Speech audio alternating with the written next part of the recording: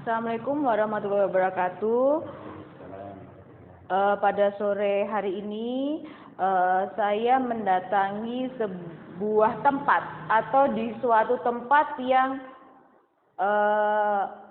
musola kecil sih sebenarnya, tapi sangatlah bermanfaat bagi lingkungan sekitar, yaitu di TPQ Darussalam di Jalan Gedung Asem, Surabaya. Di sini kita akan beda dengan yang konten-konten saya sebelumnya yang tentang edukasi juga. Di sini kita mengundang Bapak Ustadz Musolin ya Pak ya. Ya. Assalamualaikum Pak. Waalaikumsalam. Terima kasih Bapak berkenan untuk bisa sekedar sharing ataupun edukasi di konten YouTube-nya di Kana Cetak. Sore hari ini kita akan membahas tentang istidroj ya Pak ya. Nah, biar teman-teman konten YouTube-nya di Kana Cetak ini lebih paham lagi, apa sih yang dimaksud dengan istidroj itu Pak? Iya. Assalamualaikum warahmatullahi wabarakatuh. Ya, Ibu Rita yang kami hormati dan rekan-rekan YouTube, bahwa istidroj itu adalah keadaan di mana kita itu mendapatkan nikmat dari Allah Subhanahu wa taala, namun kita itu masih juga bermaksiat. Oh gitu Pak? Iya. Itu jadi, secara umum apa atau di dalam Al-Qur'an sendiri itu istidroj itu maknanya? Iya, istilahnya keadaan di mana ketika kita itu mendapatkan nikmat ya, itu kita tidak tambah syukur kepada Allah. Tidak tambah syukur. Tidak adanya rasa syukur kepada Allah sehingga makin menjadi sombong. Apa yang didapatkan itu hasil kerjanya, begitu ya. Begitu. Jadi kondisi di mana sebenarnya seolah-olah nikmat, tapi aslinya itu adalah laknat dari Allah. Itu sampai segitu ya Pak ya? Berarti ciri-ciri istidroj itu apa Pak? Ciri-cirinya orang yang istidroj. Iya. Ciri orang-orang yang istidroj itu kalau mendapatkan nikmat itu tidak digunakan untuk di jalan kebaikan. Oh iya. Ini ada hubungannya dengan rasa syukur. Jadi orang yang mendapatkan kenikmatan harusnya itu bersyukur kepada Allah. Namun orang-orang yang seperti ini itu ketika mendapatkan kenikmatan itu tidak bersyukur, malah merasa apa yang dia dapat itu ya hasil kerjanya. Kemudian kalau tanpa ada rasa takut kepada Allah Subhanahu wa taala. Sehingga ya seperti itulah ya. Bapak, mengapa sih atau kenapa sih Allah itu memberikan istidroj ke umatnya? Iya. Itu untuk ujian. Untuk apa ya gitu loh? Ujian. Ujian kepada Allah, ujian kepada umatnya nih. Jadi nikmat itu kalau kita syukuri itu menjadi baik ya. Kalau orang beriman itu kalau mendapatkan nikmat itu malah khawatir. Jadi kalau seorang muslim apabila diberikan oleh Allah itu suatu kenikmatan itu malah khawatir. Itu harusnya memiliki rasa khawatir gitu ya. Kenapa? Karena biasanya ketika kita itu beriman itu ada rasa khawatir itu begini. Loh, saya ini ibadah biasa-biasa saja. Tapi rezeki kok lancar banyak harta dan sebagainya. Itu harusnya menjadi kekhawatiran. Jangan-jangan ini Allah sedang menguji saya. Ya, tapi gini ya Pak ya. Di lingkungan kita kan seringkali bahwa nggak usah sholat tapi aku sudah dapat nikmat semuanya kok. Kalau aku sholat, aku malah banyak musibah. Biasanya kan seperti itu. Dan orang-orang itu kan tidak berpikir sejauh itu, Bapak. Bahwa mereka menurut kita ya tadi Bapak ngendikan bahwa itu adalah salah satu ujian juga loh. Ujian juga dari Allah seperti itu ya Pak ya. Terus kenapa sih Bapak orang-orang ini tidak pernah merasa bahwa ini juga cobaan loh ya, ataukah ini itu memang Allah memang sengaja untuk memberikan kepada kita gitu loh. Tapi itu warning sebenarnya. Ya gitu ya Pak ya. Betul. Jadi gimana ya Pak ya? Seperti apa sih gitu loh. Kita tuh kenapa kita tidak pernah merasa bahwa itu tuh istidraj gitu loh. Apakah tingkat keimanan kita yang berkurang atau karena kita kesombongan kita sebagai manusia atau seperti apa Pak? Baik. Ya. Sifat manusia itu ketika diberikan nikmat itu lupa kepada Allah. Iya, sama Pak. Saya juga seperti itu kadang-kadang. Tapi kebanyakan sering kali lah pasti saya, karena saya juga tidak sempurna Pak. Kalau ingat Allah hanya ketika kita dapat musibah saja. Begitu ya. Jadi rezeki itu tidak hanya berupa kesenangan, ke sesuatu yang harta atau apa, tapi mendapatkan musibah itu juga sebuah kenikmatan sesungguhnya. Sehingga apa? Ketika kita mendapatkan musibah itu, kita jadi mendekat kepada Allah. Gitu ya. Termasuk juga bagaimana agar kita ini tidak terjerumus kepada istidraj itu. Jadi ketika kita mendapatkan kenikmatan dari Allah, kita harus pandai-pandai bersyukur. Ya, bersyukur kepada Allah atas segala nikmat dan karunia-Nya. Namun kalau kita tidak bersyukur, itu nanti kita menjadi orang-orang yang sombong dan lalai kepada Allah SWT. Iya,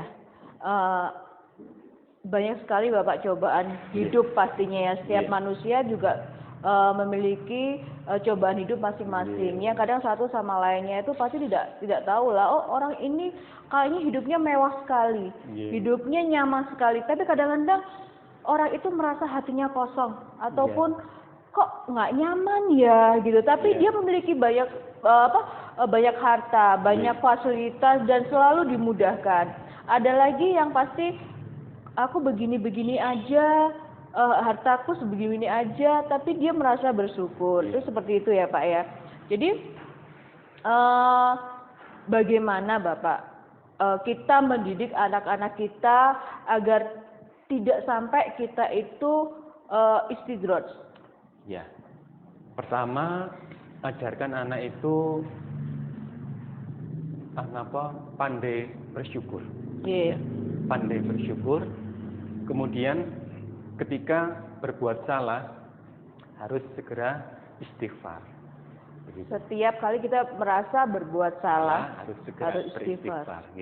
Karena kalau kita tidak melaksanakan itu, kita itu tadi ya, bahwa kita akan terus terjerumus kepada hal-hal yang ketidakbaikan itu. Karena istidraj itu tanpa kita sadari ya, Allah memberikan apa yang diminta oleh kita itu diberikan. Meskipun orang itu nggak sholat, nggak pernah sedekah dan sebagainya, kok merasa apa yang diminta itu dikasih terus sama Allah. Iya, saya sering melihat di lingkungan sekitar saya, Bapak ya. Ya seperti itulah. Mereka nyantai-nyantai aja seperti tidak merasakan bahwa kamu melakukan dosa loh itu. Kamu tidak melakukan sholat 5 waktu, ataupun kamu tidak berucap tidak baik, gibah terlalu banyak. Biasa ya Pak ya, perempuan tuh biasanya saya juga banyak gibah Bapak ya. Cuma saya terus belajar agar menghindari gibah. Nah, tapi mereka selalu nyaman Bapak. Apakah orang ini memang diberikan oleh Allah itu memang kayak ditutup hatinya untuk tidak biar mereka tuh selalu happy, selalu enjoying, selalu ini, atau bagaimana ya gitu? Iya, ketika seseorang diberikan nikmat, ya, kemudian sudah diterima, ya, dinikmati setiap hari, itu nanti Allah akan memperbarui nikmat-nikmat yang lain. Semakin banyak, semakin diberikan kenikmatan. Semakin dia akan digelincirkan terus. Orang itu akan digelincirkan terus sampai begitu. Ya, begitu. Sampai sadar dan beristighfar itu. Ya. Jadi istidraj itu seperti itu. Jadi ketika kita menerima kenikmatan itu, kok tidak ada rasa syukurnya, ditambah terus sama Allah. Tapi kan begini Bapak, orang itu pasti akan bersyukur. Oh iya saya bersyukur mendapatkan ini, tapi dia tidak mengerti bahwa itu tuh istidraj loh sebenarnya. Iya. Apakah pemahaman kita sebagai umat manusia ini kurang? Karena kan ya itu saya melihat di lingkungan sekitar saya itu, oh iya aku bersyukur kok. Aku mensyukuri semua nikmat Allah yang Allah berikan kepada saya dan keluarga saya. Tapi itu loh Pak, rasa tidak berat bahwa itu sebenarnya cobaan loh. Bahwa itu cobaan dari Allah yang diberikan kepada dirimu, sebenarnya kan seperti itu Pak. Jadi kalau diteliti bahwa nikmat dan istidraj itu apa bedanya? Iya, saya juga mau menanyakan itu Pak. Nikmat, apa perbedaan nikmat dan istidraj itu? Kalau nikmat itu adalah bertambahnya rasa syukur, ada tambahnya rasa syukur kita kepada Allah. Tapi kalau istidraj sebaliknya. Jadi secara pengertian istidraj itu kita ini tersesat di jalan yang lurus seperti itu. Istidraj tersesat di jalan yang lurus. Seolah-olah sepertinya menaik ya, tapi sebenarnya turun. Sepertinya dapat manfaat, tapi sebenarnya itu dapat laknat dari Allah. Ya, laknat. Begitu. Jadi nikmat yang jadi ujian kepada kita semuanya itu. Ya. Jadi kenapa? Karena itu tadi tidak adanya rasa syukur. Nah, rasa syukur itu apa sih? Memanfaatkan apa yang kita dapat dari Allah itu di jalan Allah. Misalkan harta kita ya, sebagai rasa syukur itu ya kita sedekahkan ke masjid, ke mana, ke panti asuhan, itu seperti itu. Tapi kalau sebaliknya, harta yang kita dapat itu dibelanjakan di jalan di luar Allah, itu kufur nikmat itu. Jadi Bapak begini, ada mungkin di lingkungan kita pun juga seperti ini. Orang itu sebenarnya sudah tahu Bapak bahwa besok kelak di akhirat kelak yang akan dipertanggungjawabkan dan akan dipertanyakan pertama kali adalah apakah kamu sholat? Apakah kamu sholat? Jadi Rita pernah membaca di suatu hadis ataupun apa ya, Rita suka buka-buka Google Bapak. Jadi kalau kepingin tahu apa, Rita mesti selalu cari di Google tentang Islami lah. Jadi kenapa orang itu sudah tahu loh. Hal yang pertama yang nanti di akhirat kelak itu dipertanyakan adalah apakah kamu sholat? Itu seperti itu Bapak. Tapi kenapa orang-orang ini selalu mengabaikan sholatnya? Apakah sebenarnya itu kufur nikmat atau apa? Padahal kalau Rita pernah baca sekilas tuh, kamu bisa beribadah, kamu bangun dengan sehat, kamu bisa beribadah sholat subuh aja itu sudah sesuatu hal yang luar biasa. Itu gimana Pak? Iya betul. Jadi sholat itu memang yang pertama kali akan kita dihisab ya. Begitu. Kenapa orang kok tidak sholat? Gitu, kata padahal Muslim ya.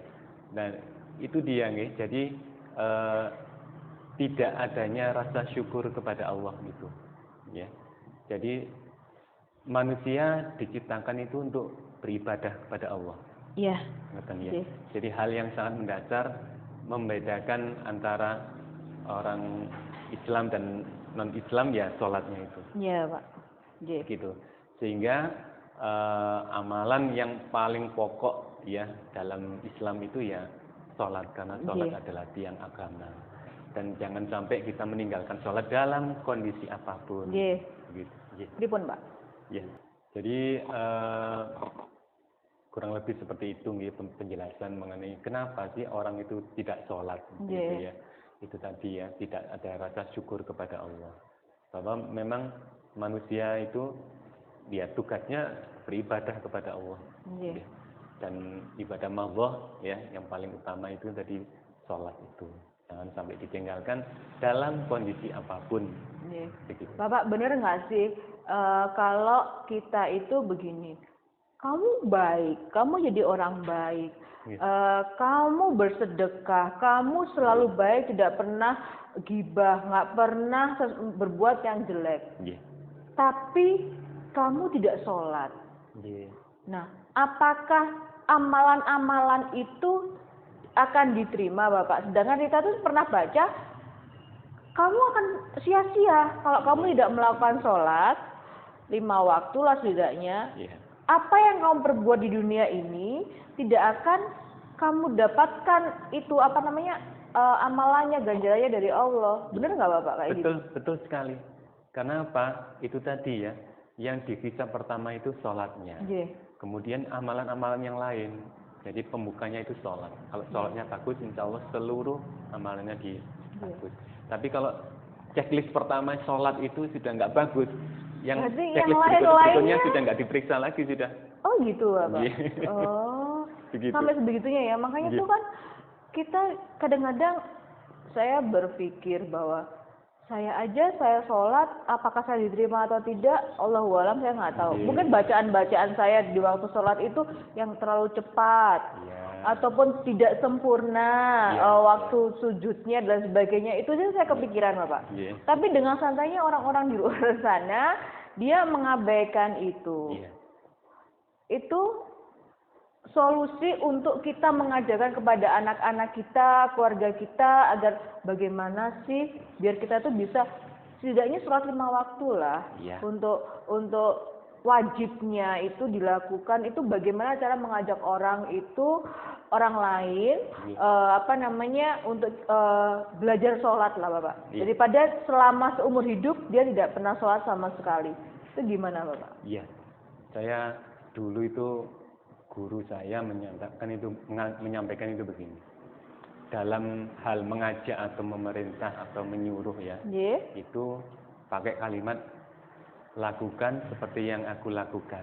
Lakukan seperti apa yang aku lakukan. Bukan lakukan seperti yang aku katakan. Begitu kan ya. Jadi pentingnya sebaik-baik uswatun hasanah itu kan Nabi Muhammad itu. Contoh yang terbaik. Makanya ketika kita mendidik anak itu kasih contoh, ya, jangan hanya menyuruh, tapi kita tidak melaksanakan, gitu. Sehingga kita misalkan menyuruh sholat, ini banyak fenomena di lingkungan itu di masyarakat. Sudah sore menjelang maghrib, seorang ayah menyuruh anaknya berangkat ke masjid, tapi beliaunya sendiri masih akhirnya di rumah nonton TV, aku main game gitu ya, memandikan burungnya, begitu ya. Itu belum memberikan contoh yang baik, sehingga ayo nak kita berangkat bersama-sama ke masjid. Nah itu bagus sekali. Tapi kan kata orang-orang nih Bapak ya, orang-orang, aku belum dapat hidayah. Sedangkan hidayah itu bukannya, kalau nggak salah Bapak ya, nyuwun sewu, kalau kita salah nanti tolong di ini ya Bapak, dikoreksi. Hidayah itu bukannya dijemput ya Bapak, tapi bukan untuk ditunggu. Diraih. Itu gimana Bapak penjelasannya? Diraih. Hidayah itu diraih, bukan ujuk-ujuk datang makan mawon. Diraih, bisa melalui Musola Darussalam, nanti Bu Rizky menjadi ahlul Quran misalkan, itu termasuk hidayah. Jadi bisa lewat mana saja hidayah itu. Jadi tidak menunggu ya, karena Muslim harus aktif untuk menggapai hidayah itu.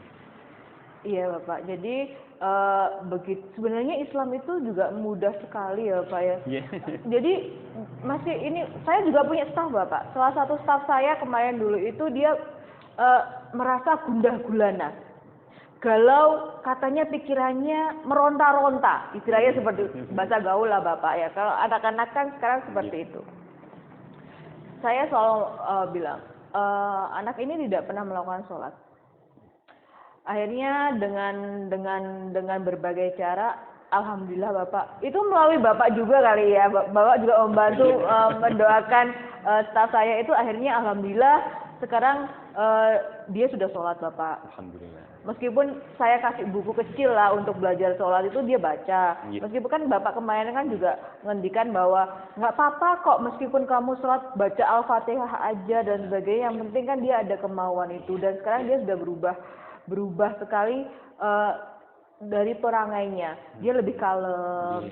Dia bisa sholat 5 waktu sekarang Bapak selalu mengajak teman-temannya itu. Saya sebagai salah satu atasannya di situ kan merasa bangga, merasa senang lah alhamdulillah karena selama ini kan anak ini tidak pernah mau diingatkan sama teman-temannya. Ya mungkin dia mendapatkan hidayah dari apa yang kita sharing-sharing. Biasanya Rita kalau di kantor mesti sharing-sharing Bapak dengan beberapa staff seperti apa sih kehidupan ini dan lain sebagainya. Nah, yang terakhir Bapak, apa yang bisa kita lakukan sebagai umat muslim agar kita tuh terhindar dari istidraj? Agar kita bisa terhindar dari istidraj, yang pertama pandai bersyukur. Apa yang kita dapat dari Allah niki kita harus syukuri. Rezeki, musibah itu harus kita syukuri, ya. Kemudian kalau berbuat salah segera beristighfar. Itu istighfar nggak hanya lisan, ya, tapi juga harus keyakinan dan perbuatan. Maksudnya keyakinan perbuatan gimana Bapak? Berarti kan kalau udah istighfar, maksudnya ditambahin lagi dengan keyakinan dan perbuatan itu? Kalau secara lisan saja mungkin kita bisa ya mengucapkan astagfirullah, gitu ya. Tapi dalam hati juga, ya ini salah. Oh, mengakui kesalahannya. Kemudian dalam perbuatan bagaimana? Tidak mengulangi lagi. Ya, itu. Jadi secara lisan, secara keyakinan dalam hati, kemudian secara perbuatan itu tidak dilakukan. Begitu. Ini Bapak, terima kasih banyak Bapak waktunya di konten. Ini konten pertama Rita di YouTube-nya di Kanaceta ini tentang agama Bapak. Karena kalau kita hanya mengedukasi teman-teman kita di luar itu tentang pendidikan aja kan nggak nyaman Bapak. Jadi harus ada diselipin dong untuk kita itu agar kita selalu ingat dengan yang Maha Pencipta ini. Kalau nggak kayak gitu nanti nggak balance Bapak. Betul. Jadi Rita ucapin sekali lagi terima kasih banyak atas waktunya.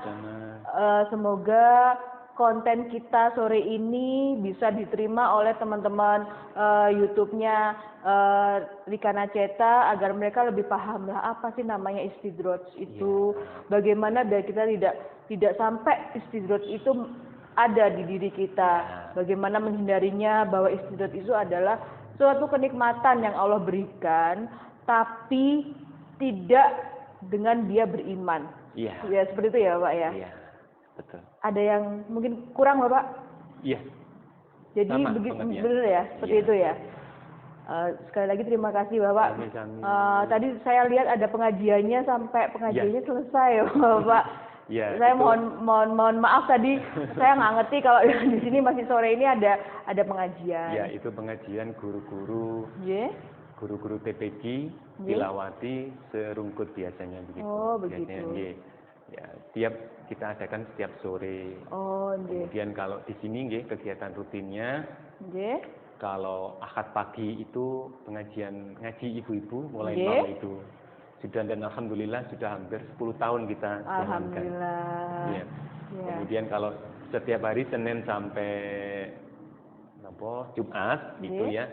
Sore sampai malam itu anak-anak TPG. Kemudian kalau bapak-bapak itu Senin sampai Jumat setiap subuh. Dan itu kegiatan kami. Jadi teman-teman Rika Naceta yang ada di wilayah Surabaya, mungkin kalian bisa apabila ada di area Rungkut lah, area di Kedung Asem Surabaya, kalian bisa datang di TPQ Darussalam kalau ingin belajar lebih banyak lagi tentang mengaji ataupun hanya sekedar sharing-sharing dengan Pak Ustadz. Di sini juga ada pengajian untuk ibu-ibu, untuk anak-anak dan untuk bapak-bapak juga ya Bapak ya. Terima kasih banyak. Semoga konten edukasi sore hari ini tentang istidroj itu bermanfaat untuk kalian semua. Sampai jumpa lagi di lain waktu dengan konten-konten edukasi yang lainnya. Terima kasih. Wassalamualaikum warahmatullahi wabarakatuh.